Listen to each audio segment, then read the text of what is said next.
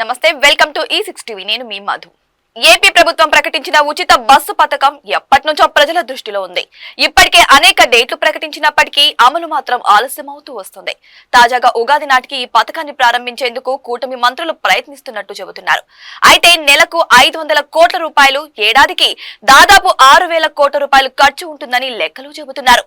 ఈ భారీ మొత్తాన్ని ప్రభుత్వం ఎలా మేనేజ్ చేస్తుంది? ఉచిత బస్సు పథకం ఈసారి నిజంగా అమలవుతుందా లేదా మరోసారి వాయిదా పడుతుందా? మరిన్ని విషయాలు మా ప్రతినిధి మహేంద్ర అందిస్తారు. మహేంద్ర, చెప్పండి.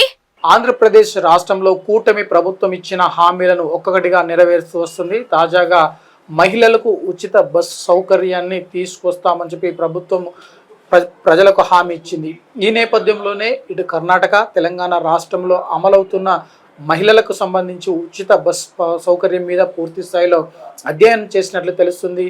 ఒకవైపు ఫిబ్రవరి నుండే ఈ పథకాన్ని అమలు చేస్తామని చెప్పిన ప్రభుత్వం కొంత ఆలస్యం అవుతుంది. ఈ నేపథ్యంలో ప్రజల మద్దతు కూడగట్టుకునేందుకు ఈ సంక్షేమ పథకాన్ని త్వరగా అమలు చేయాలని చెప్పి నిర్ణయించినట్లు తెలుస్తుంది. అందులో భాగంగా ఈ ఉగాది ఏదైతే తెలుగు వారికి కావాల్సిన తెలంగాణ తెలుగు సంవత్సరం అని చెప్పి ప్రతి ఏడాది ఉగాదిని జరుపుకుంటారు.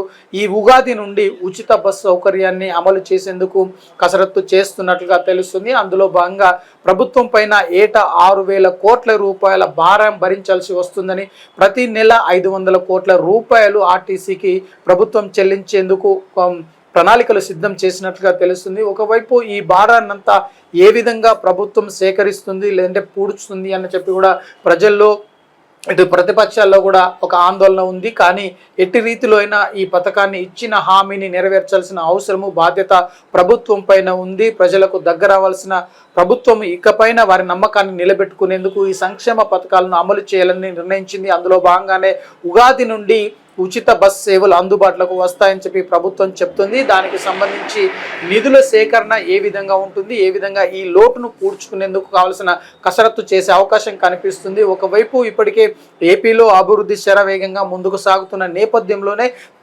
ప్రాజెక్టులు కావచ్చు, లేదంటే ఉపాధి కావచ్చు, మిగతా సంక్షేమ పథకాలకు కావాల్సిన నిధులను కూడా సేకరించేందుకు ప్రభుత్వం దృష్టి పెట్టింది. ముఖ్యంగా 6,000 కోట్ల రూపాయలంటే ఆషామాషి కాదు. వాటి ద్వారా ప్రభుత్వం పైన పూర్తి స్థాయిలో ఈ భారాన్ని నివారణ చేసుకునే అవకాశం కనిపిస్తుంది. అందులో భాగంగానే ఏ విధంగా నిధులు సేకరిస్తారన్నది కూడా ఇప్పుడు ఏపీ ప్రభుత్వం ముందున్న పెను సవాలు. ఈ సవాల్ను కనుక స్వీకరించి పూర్తి స్థాయిలో ఈ సవాల్ను ఛేదించినట్లయితే ప్రజలకు ఇచ్చిన హామీని నిలబెట్టిన వారవుతారు.